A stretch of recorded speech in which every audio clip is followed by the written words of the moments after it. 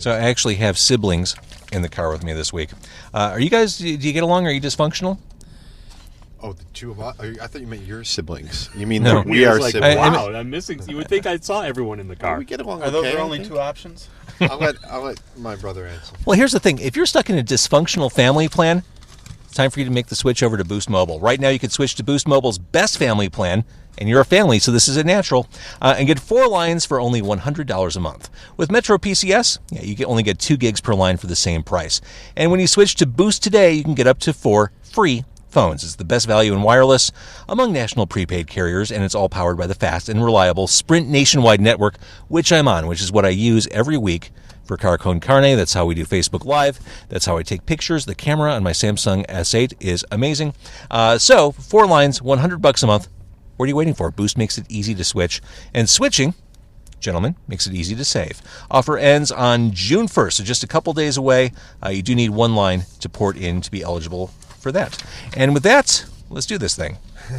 Let's do this. That was awesome. That was well done. That was really, Yeah. That was nicely delivered. So we're done? Yeah, that's Yep, it. It's been a pleasure. Good night, everybody. Can I have my sandwich? It's car con carne. Let's eat in the car. It's car con carne. And now here's the star of our show, James Van Alstyne. All right, it is Car Con Carne, the world's only food podcast recorded in a car. That car is my Mazda 3. My Mazda 3 is parked on Lincoln Avenue by Bryn Mawr, right? Bryn Mawr? Yeah. By that long line of sleazy no-tell motels. Whoa, with the sleazy. And I'm here with the Honorable Hot Dog Zone. Good afternoon. And evening. the aforementioned sibling team of Chris and Nick Markos. And here's where it all becomes really interesting. We went to high school together, What? That Whoa, was you? that wasn't me. except for Hot Dog. The Markos brothers have just completed the Hot Dogs documentary. Everything that led up Say it. to the closing of Hot Dogs, the final day of Hot Dogs, and Hot Dog is here, but Hot Dog has not seen the documentary. That's correct. I was not. That was part of the deal. I have not been allowed to see it. I'm very, very nervous. So we are at Hub's. I said we're on Lincoln Avenue. We're at Hub's, which is an area favorite. And in fact, SNL did a skit about Hub's in the early 90s. That was the, you like the sauce? The sauce is the good. juice. You like the juice? That's what it was. that late? Was it the 90s? Yeah, because Rob Schneider It was in definitely it. Rob Schneider. Chris Farley, I believe, may have I been think part of Sandler that was in it sketch. too. That could be. And Mike Myers. So yeah, you like the juice? The juice is good, huh? Which I almost forgot about until I pulled in here. And of course, there's a big sign, like an artistic depiction of that skit inside Hub's. But A historical I love how document of sorts. I love how they're milking that as if people today walking in would be like, oh yeah, I remember that 30-year-old SNL. all right, so that's yours, right? Precisely. So we're distributing the Hubs. This is going to be a challenge. Nick thought it would be a good idea to eat chili in the car, which I This would turn out to be a terrible idea. I thought it would be because it has its own container and stuff, and I didn't really think it through. I really needed to go sandwich, I think. Yeah, I got a dipped Italian beef. You tried to may warn have you won guys. this. Yeah, it's true. Let me know if this is a beef. All right, we'll see what happens. that looks like an Italian beef. Now I tried to warn you about Italian beef as well. Yeah. You ordered it dipped, I didn't Doug, listen. which means it's going to run right down your forearms. Yeah, but onto your car, so really. And I've spilled in this car before. Oh, there's That is true. one right there. Now this looks like my Euro plate. Oh, yeah. So for the Marcos brothers, you are of Hellenic descent. This is true. Is this the real thing at Hub's? Well, Well, It's the delicious. gyro, I mean, the gyro you get in America is not like the gyros you get in Greece. It's made differently. Oh, look at This is authentic Greek American. okay. yeah, this is I'll buy that. I'm just kidding with the gyro. It's gyros, people. You got to put a little spin on that R. You do. And if you are going to say gyro, which you shouldn't, add an S. That doesn't make it plural. It's just a word that ends in S. like I'm putting that out there weenus. for you. All right, so Doug got the sausage. No, I got the Italian beef. Beef, that's right. I just You would naturally think. associate sausage with you. I mean, Absolutely. after you close Hot Dogs, did you just say, I'm not going to eat sausage ever again? Oh, gosh, no. No, I was kind of when you started, bummed. probably. Exactly. I didn't have one while I worked there. No, it's one of the things I miss very little about the restaurant, but one of the things is the food, and I still love a good sausage. How's everything going at Wrigley? Everything's going great. It's Except for still, the baseball. Well, it's early. That's why I'm going to keep saying that until about Labor Day. Did they give you a ring? You deserved a ring. No, they didn't. They did not give me a ring.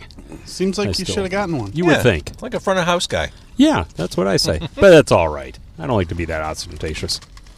But so for those of us who maybe haven't gone to Wrigley Field, let's say we're Sox fans, and we haven't had a chance to go to hot dogs at Wrigley, is it just a truncated version of what was in Roscoe Village? Oh, very much so. It's, barely scratches the surface. It's 3 sausages per, and it changes every homestand. And that's it. And then you can also buy beer, but that's it. All right, so let's talk about the movie for a second. You haven't Right, seen this it. is where I get to go eat now. So Doug has not been allowed to see it, but now it's done. When does he get to when, It's true. I don't know if he hasn't been allowed as much as he's been dissuaded from watching it. Because we thought it'd be a lot cooler if Doug saw it in the theater and the premiere in front of other people rather than on a computer screen, Yeah, that makes laptop sense. at home. I think it'd have a little more impact. And Doug, you said you're nervous? Pretty Antsy? here. I mean, it's pretty much a hatchet job. That's what he's worried about. And As It long takes some as very dark turns. As long as that dogfighting Very scene good. is taken out, that's all I'm asking.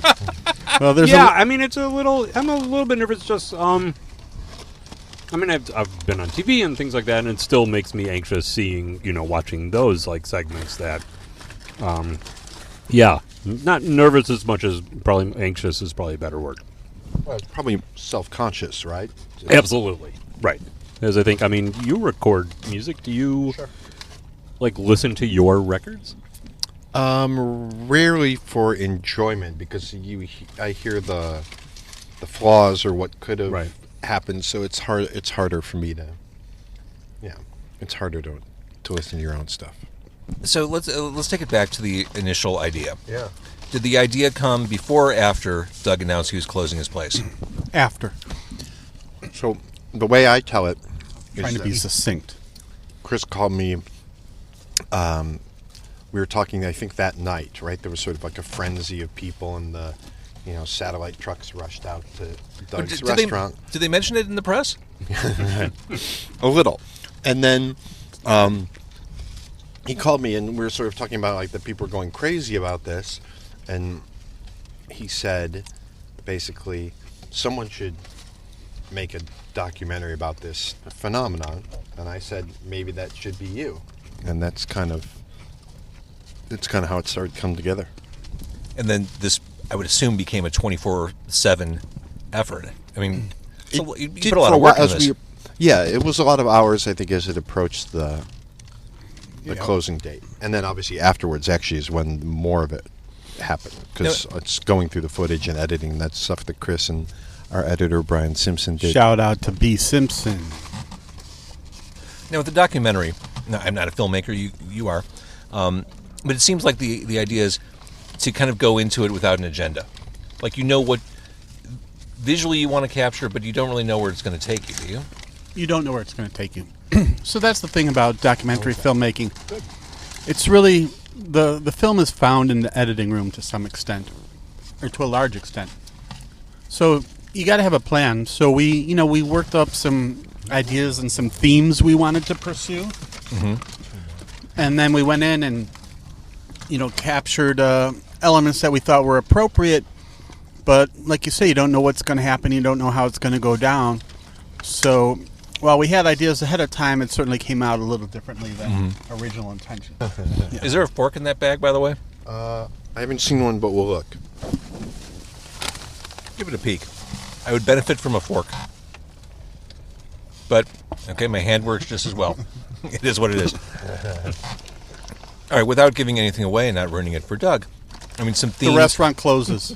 Right. Spoiler alert. Yeah, seriously. One of the themes I picked up on, and I would say this even without seeing the movie, just based on what Hot Dogs is and was and meant, community is a big theme of what you guys put together. Absolutely. Community building, community nurturing. The community, and even to the extent of fandom, right? What makes people wait in line a couple hours to go to a restaurant? What makes people get a tattoo? Let's talk about that. So it's a little beyond community. I would say it is community, but it's even maybe a little more exaggerated. That is my favorite part of hot dogs history, the tattoo. And it is touched on in the documentary, again, without spoiling anything. Doug, can you talk about that? Sure. So the very quick story, when I first opened, we were basically funded by Lane Tech, like the kids' original location. They would come over, and then a kid who would come, I'm going to say, please help yourself. Almost every day, comes in one day and shows that he got a tattoo of the Hot Dogs logo on his inner arm from elbow to wrist. Amazing. And I foolishly said, well, I can't charge you for food anymore. And then it kind of apparently word spread. There are tattoo blogs, which I quickly learned about. And then slowly people would come in and ask, is that true? And I was like, sure. Thinking, well, that's never going to happen again. And it ended up being, I think, just a little over 100 people. Wow. Amazing. Yeah, pretty crazy. Never charged them. And no one ever really took advantage of it at all. That I was, That's our next documentary. Yeah, but there's some great stories about it, about the tattoo as well. Has anybody expressed regret to you that they got it when you did anybody get it a week before you announced the closing or something? One person. I always warn people, the tattoo is permanent. I am not. And yes, a kid came in and said, yeah, I got this 3 days before you announced. Wow. I was like, well, you got 4 months, 5 months. Had some time. Yeah, you have some time, and it's the chance you take in life. 6 or 7 people got R.I.P. Hot Dogs tattoos as well after we closed. Did they just add the R.I.P. to an existing tattoo? No, they actually brand new. I think one may have, but the other people got brand new tattoos, like an R.I.P. Well, better that like than a phrase on it. Better that than an R.I.P. hot Doug. You're telling me. That would be really distressing. R.I.P. hot Doug. Nice knowing you. Mm-hmm. All right, so back to Team Markos. Uh-oh. Yeah, please. Chris, you talked about the fandom, which absolutely is a part of this. Tell me about specifically filming that last day, which was a big pop culture moment in Chicago. Yeah. To see your film, it seemed like everyone was in a good mood. Was that for real? Well, I mean, because these people are waiting for 8 hours for a sausage. I will say that what you see is certainly for real. It's all documentary. Nothing is staged. Not one moment. However, the editing process was thorough. And there were certainly some moments we captured that wound up on the cutting room floor, as we say. Uh-huh. Some people may have over-served themselves overnight. I believe that. Mm-hmm. I mean, I'll let the mind, just fill in the gaps here. Doug, do you miss the social aspect of the restaurant? That's the only thing I miss. The food. Well, I always put in order. I always forget the paycheck. I was going to say, the money? Yeah. The food, but yeah, absolutely. I mean, my favorite part of the job was talking to people. You seem to revel in it, just BSing Absolutely. with people, just making really quick, short, small talk. Yep. And making them feel like, hey, I made a good decision to come here. Exactly, and that was the fun part. And the reason when people ask me, why I didn't open up a second one, is well, then I don't get to do the only part of the job I like. Running a restaurant, dealing with staff, dealing with all the particulars, all the other chazarai that comes with it. Yeah. That part, could, yeah. Back the tape up for a second? That's right. Absolutely. No, thank you. But yeah, the talking those 45-second conversations and picking up conversations that I'd had the week before with people and seeing people coming back and the regulars, and that part was awesome, and that I genuinely do miss. I've heard you say it countless times, probably to me too. But when people ask about you getting back into the restaurant business, it's usually something like a fast hell no. Right. Not even a moment's hesitation. It's almost like a bitter response, like, oh, God, no, I'd never do that again. And that is mostly, and that's all a few reasons, but solely because I know exactly how much work it takes to do that. And I'm, now 17 years older than I was when I first started it, and I was not young then. And just that... You look like you're 20. But it's the Italian beef. The Sausage keeps a man young. That's it's all the exactly. Wait, what? I saw that Wait, movie. Hello. Knowing the commitment, knowing the physical demand, the mental demand, it just holds absolutely no appeal. And there's also an aspect of it, for me, the story of the restaurant, the beginning, the middle, and the end, was perfect. Was absolutely perfect.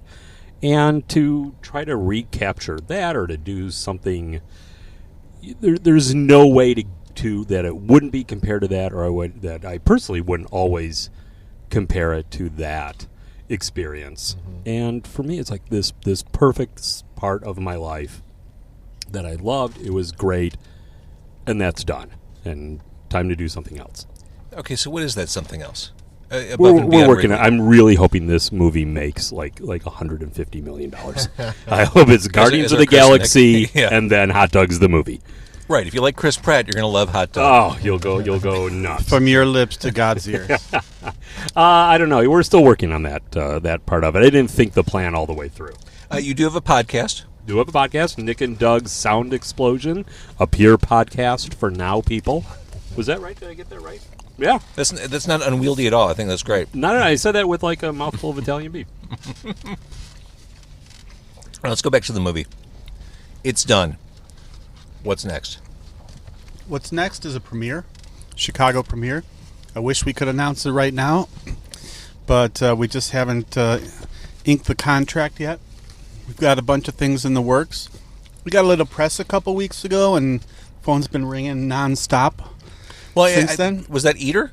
It was Eater, because that caused me to send an email like, "Hey, it's done. Let's talk." Once it was on Eater, then the Tribune picked it up, and Chicagoist, and DNA Info, and we got all sorts of crazy, wacky inquiries via email, phone, and whatnot. Can Doug cater it? Doug can. JVL, let me ask you a question. Were you a Hot Dogs man? Mm-hmm. You visited numerous times when it was open. Mm-hmm. Do you feel that we captured the spirit of hot dogs? Absolutely. In the film? Absolutely. Because that's really what we set out to do, is capture the spirit. Here's what I liked about it. Hot Doug was at the center of it, but you really paid great attention to the support, the guys who worked in the kitchen for years with Doug. I mean, family, I guess, would be another theme, now that I think about it. The family you create at work. Mm-hmm. And that was a family. I mean, this is an industry with ridiculous turnover, and these guys stayed loyal, which I thought was a really interesting part of this. Mm-hmm. So you have... I'm nodding in case you can't hear me. So you have loyalty represented in two different places. You've got the customer loyalty and you have the staff loyalty. And Doug's loyalty to them. I mean, fair enough. Any day they were open, he was at the front counter. Anyone who went there knows that, right? Mm-hmm. He wasn't just running a business to make money and stopping in, pulling his Lexus up. You still drive the Lexus?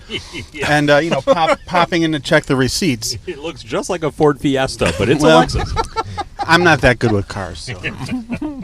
I think it's also, there's an interesting thing in there, and maybe you got this out of watching it, I think, where there's like a connection between the people who would go there, right? The people who went to the restaurant, even if they didn't know each other. There was, I think a lot of people kind of talked about how they met other people in line and they visited with people there, and there's just kind of like a vibe to the whole thing. Well, I think that goes back to what I was saying about community. It's like going to a rock show. Like when you go to a small punk club, right. There's that shared experience and that shared sense of identity. It's like we discovered something cool, right, and that other people don't know about. Right. I've had alligator and boar sausage, and of course, there's the haters out there. We know that. I'm sure there might be some in here. There might be some in here. We'll check on that after the podcast, but that's the thing. It's like for people who weren't into it or aren't going to be into the movie, so be it. But there is a community, like you said, of people who do appreciate the way Doug did things. The food, the community, the humor, the personality, the environment. And so, that's what we tried to capture, and that's who we captured it for. See, I was wondering as we were waiting in line at Hub's, knowing that Doug's background or his fame and success is based on these gourmet sausages, this really amazing sausage eating experience. And I wondered if going to somewhere like Hub's was, this is the wrong word, but beneath Doug, And what did you say to me, Doug? I believe I said that if given the choice of, I hate to see I know, now you Grant don't say now. the name. Let's say a restaurant that rhymes with Schmalinea and Hubs. I would pick Hubs, every time. And part of that is I've also been to fine dining, many fine dining restaurants around the world, and it's great. But one of the things that I miss about the restaurant was this idea that everyone could eat there. Well, That it was inexpensive, that it was food that was very approachable, and that it wasn't But was still for great. a select. Appreciate that, but it wasn't just for a select few. Well, the other thing I think is, right, that food, if it's good, it's good. Right? Exactly. It doesn't have to be expensive to be good or quote-unquote fancy or rare. It's right? absolutely I right. mean, That's a perfect point. And some of the best meals I've had in my life have been, incredibly inexpensive right. meals as well. Some of the best meals in my life have been had at Johnny's in Elmwood Park off North Avenue. Sure. Some of them have been in this car. I don't believe that's true, actually. No, the first one wasn't so much. I can confirm that is not a fact. I always like to also tell this story. The first time I did the podcast, it was about 20 minutes into it that I realized I could take my seatbelt off.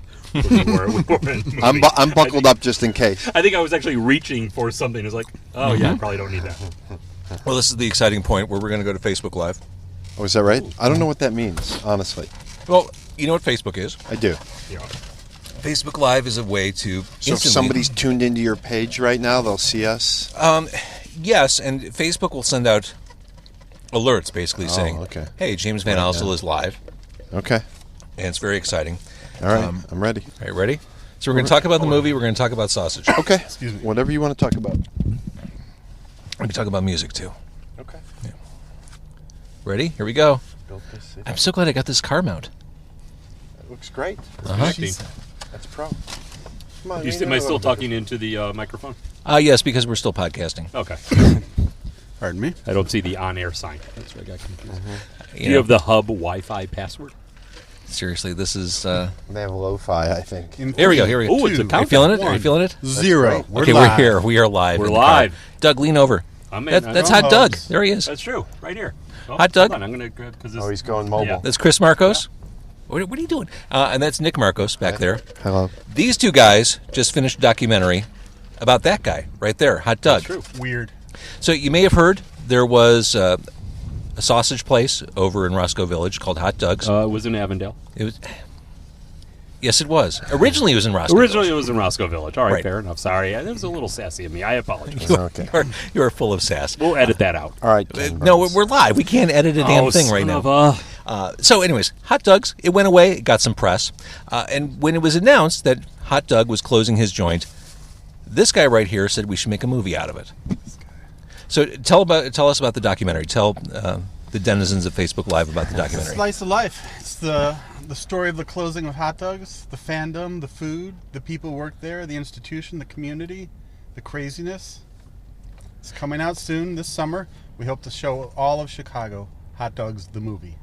Doug, were you surprised, talking about that last day, which these guys captured on film, were you surprised by just how big those lines were? Oh gosh, yeah. Oh, the whole from the moment I tried to be very subtle and cryptic with the announcement and realized people read through that in about 8 seconds. And then especially like the last 6-7 weeks was just mind-boggling and had no real concept of really what was going to happen until I was in the midst of it. So when people came in and ordered on that last day, were they just stocking up? There was a little bit of that, and there were actually a few times in the last few weeks that I had told people, it's like, you can't order that much. Because at that point, then it's catering, and like we'll shut down the line, and you won't like it. And it was one of the. It was a little bittersweet in the sense that the restaurant, especially the last month or so, became something that I didn't want it to be.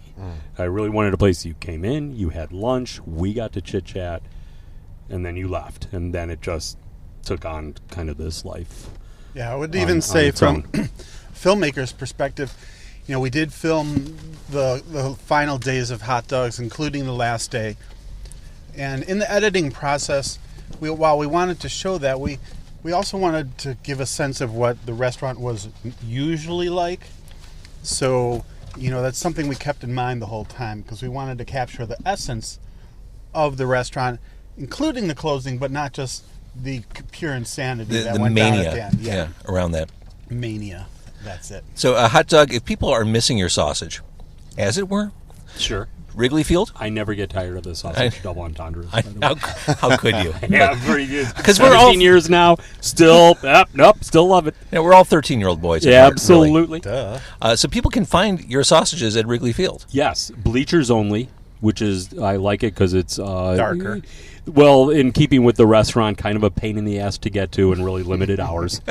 But we do, it's like 3 choices for each game. But bleachers, you have to have a bleacher ticket. So do you have all access now at Wrigley? I do. Like your first name with the Ricketts and all that? A little bit. You mean yeah. Tommy? Yeah, exactly. Yeah, kind of. So Yeah, it's very strange. Although, and then there are times that trying to get a return phone call becomes like a thing. It's a big company.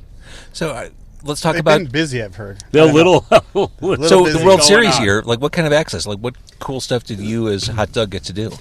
Not as cool as I wish it were, but I get. Did you get to take BP with the team? I don't do that, but I get to go. I get to walk in, and I get to go watch a lot of baseball. I get to walk in kind of anytime I want to. He gets some Can you go PFP, before some they picture. open the gates? Can you go? Yes. Oh, that's cool. Yeah. I have visions of you and Jake Arrieta doing Jameson shots. Really not Pilates, me and Jake. Are those mutually exclusive? I mean, It's true. Right, It's true. thank you. Yeah, no, that a lot of that is it's a $1 billion company, and Yeah. you sort of get lulled into thinking it's this pastoral, family business, but it's a big company. And having seen enough of this, the fact that they get the game going and on time and everything's done, it's pretty remarkable. Now, I asked this earlier in the podcast, but now we're on Facebook Live. Hello. Sure. This is the Boost Mobile broadcast. It's of looking Carco good. Carne. On Great the looking screen's broadcast. nice. Well, I got this thing on the windshield now. I've really advanced, so I'm not using my hand Amazing. anymore. Oh, yeah, no, I'm this is- free to do whatever I want. I can wave. I can.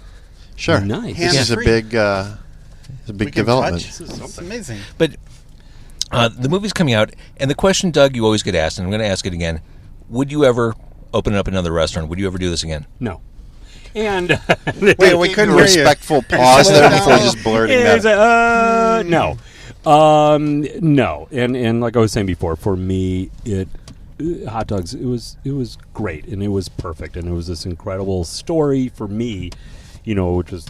It's not what you were really saying what I can earlier. relate to. But now we're on Facebook Live, and this is a whole different thing. Mr. Sessions might be watching this. I have no Jeff? idea what the hell any of that meant. Yeah, he's totally watching. He watches everything. Hi, Donnie. But it was such a perfect story for me. The how it started, what all the craziness that went on during the 14 years, and how it ended, and to try to. I would never try to replicate that, but even it would always be, if I were to open another restaurant, for myself, I would always naturally be comparing it to that. And the fact, knowing exactly how hard and how dedicated you have to be to opening a restaurant. And I am not a young man. I wasn't a young man when I started it. I am not a young man now. I do want to say, it's so daunting, and just have no desire. Chris Reynolds just checked in, said, "Now I want a hot dog." That was nice. That Thanks, should be a Chris. steady state of being, though. That should never Wrigley really Field change. tomorrow night. Or Bleachers. stop on by. I have a grill at home. You've never even invited a me. grill. Yeah. Dana would also like a hot dog. I think when you guys go to a hot dog joint, now we can't go to hot dogs, but when you go to a hot dog joint, do you get one for the road? Like when I have to go retrieve hot dogs for the family, I always get a snack hot dog. Nice. Snack dog. Because one hot dog is never enough. You cannot. Never. Thank you. Yeah. I just ordered 2. One We is might really have to just. call up Todd. He'll be on that trail with you. Yeah, I always make one disappear before I make it home, and they're usually like $2 or $3. I mean, Right. Sure. And they're It's- delicious. It's not the money, is it? it's It's not the money. Definitely not. No, because and people ask me, "Is like we're ever sick of hot dogs?" Like never. I still love them. I still, when you have a good hot they've dog, done it's well. awesome. Do you make They've done Vienna really beef at home? What kind of hot dog do you buy? That's a great question, Chris. If I do regular hot dogs, yeah, I'll stop by the Vienna store and get Vienna beef. Or I love going different to kinds of sausage. to the factory. Yeah. Oh my God, that's the best because you can eat like these perfect, out of a catalog Chicago hot dogs Yep. with the guys who work in the plant, Yeah, absolutely. like side by side in their cafeteria. Also, great corned beef sandwiches. Yes, Yeah. I do like the Yeah. Vienna corned beef. Yeah. Did not know that. Yep. Although I believe that to be an oxymoron, that's okay. You don't like corned beef? You don't like corned Negative. beef? What's up with that? I think the Reuben's a perfect sandwich. It is. It is. I would put a Cuban sandwich and a Reuben, 1 and 2. Because they rhyme or no? And I question the hot dog as a sandwich. We've talked about that. But if a hot dog's considered a Now, sandwich, what's your stance on that? Mine, oh, he's been clear. Yeah, it's not. Okay. I believe the Latin sui generis. It is a thing of itself. A hot dog is a hot dog. I love when a he speaks sandwich is a Latin. hot. He went to sandwich. Latin school. I Your mean, it Venn makes sense. diagram, they do not meet. I thought you were pro hot dog as a sandwich. No, I misunderstood your position. that's all right. Yeah. Thank I'm God glad. we I'm glad clarified you're it. exactly. All right. So the movie is Hot Doug's the movie, It is. and we're just waiting for the debut. I have seen it. Doug has not. I have not. This is where you say it was awesome. I mean, was awesome. Oh, that's wait. Who says I can't say it? Oh, No, okay. I can say it. It's I great. thought it was awesome. Here's what's great about it, and it was awesome. And thank you for prompting me. What I like about it is you need not have ever gone to Hot Doug's to appreciate the movie. You know what? That's great. As a filmmaker, that's great to hear because we wanted to make a film that obviously fans of hot dogs Mm-hmm. would enjoy, but that anyone should be able to watch and get something. There are from it. certain themes. We talk about this in the podcast, which will roll out in 2 weeks. We talk about certain themes that come up, but things like community and family, those are there whether intentional or not. But those resonate with people who maybe have never been to the restaurant or maybe don't even like meat. Yeah, that's Tell you good. what, I was vegan for a while and used to go into hot dogs. We had quite some times talking about that, didn't we? That's true. I vaguely remember that. Vaguely. I was so You drunk. were drunk again. All right, so It was 14 years. It was a lot to get. It was a tough day. It's a lot of drinking. well, I have a hard time with names. I'm terrible with names, and it's nothing I'm proud of. But Doug, you would have people roll through your restaurant nonstop for X amount of years. Are you good with names? Could you like? Horrible. So was it one of those? Hey, buddy, how you doing? Senator, chief, doctor. Commander? Should I can admit something at this point.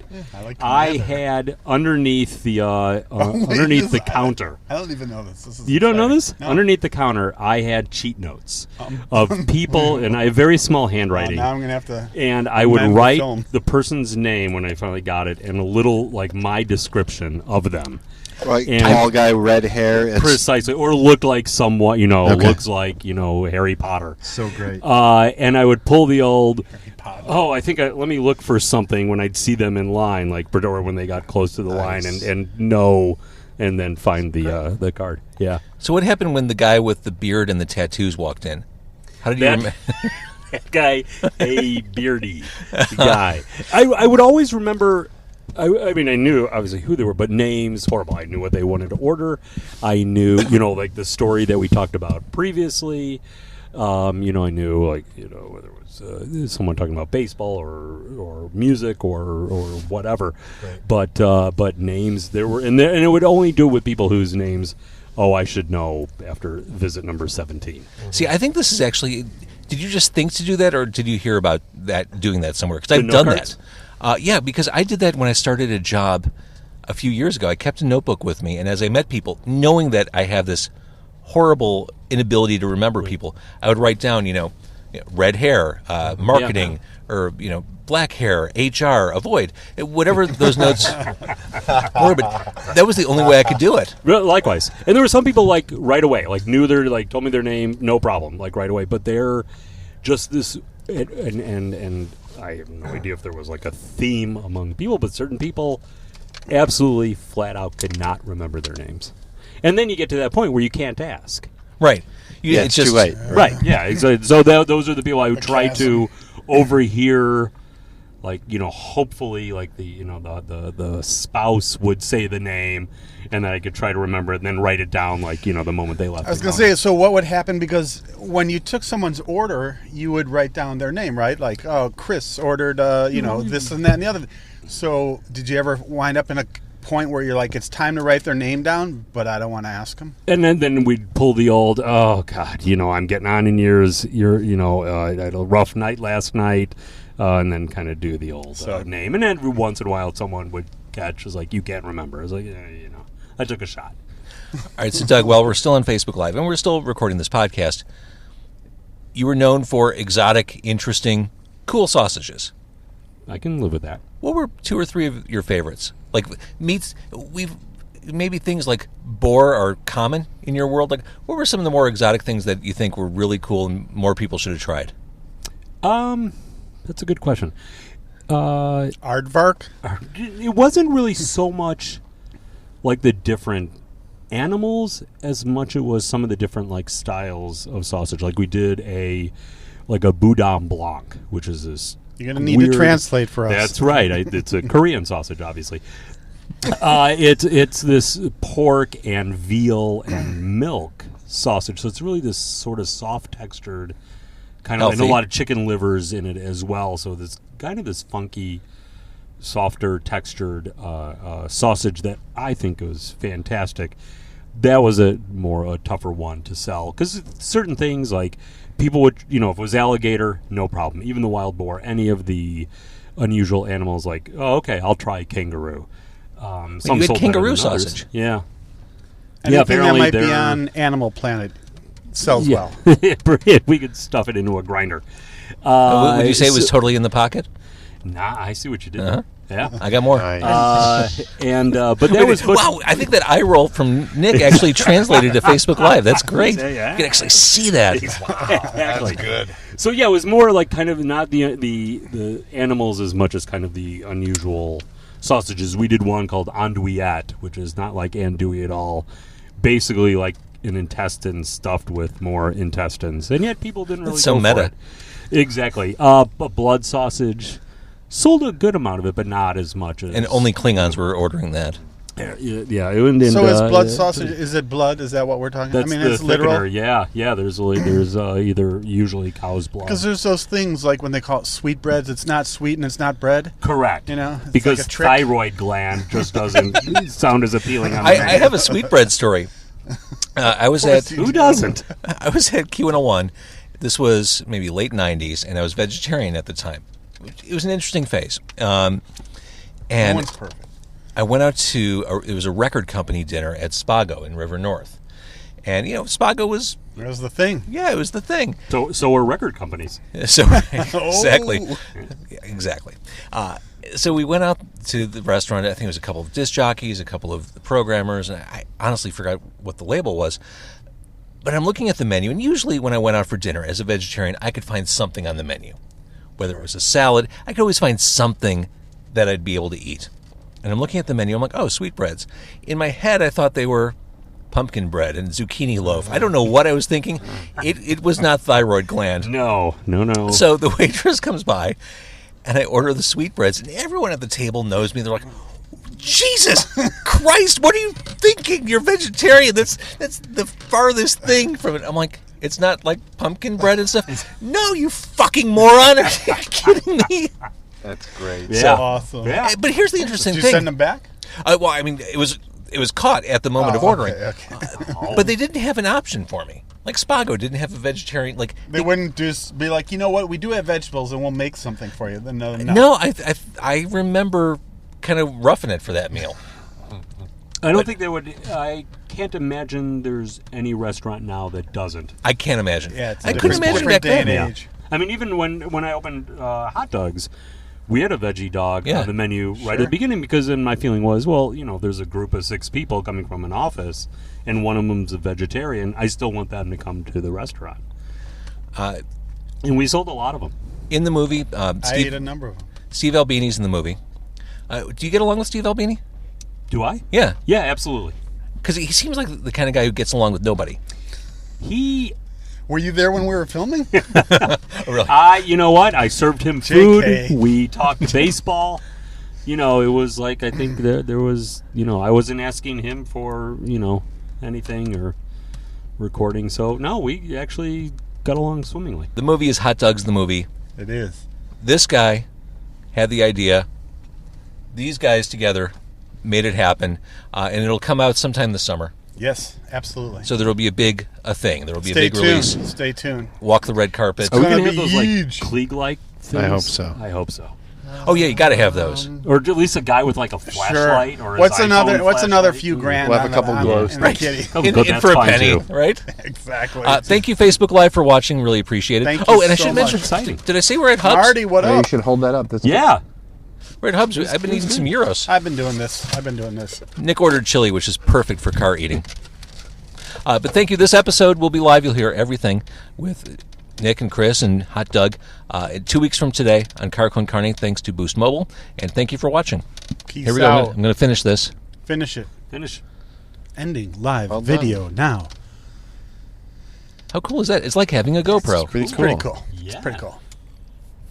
Looks great. Screen I think it was looks a little great. soft Yeah, that focus, was like but the I'm way gonna you got I'm gonna everybody work through it awesome. emotionally. That is. All right, I think we're done with that. All right, Nice. so we have successfully completed the Facebook Live portion of the day. Okay. And I guess that wraps it up. We kind of said it all. That's The it. movie's on the way.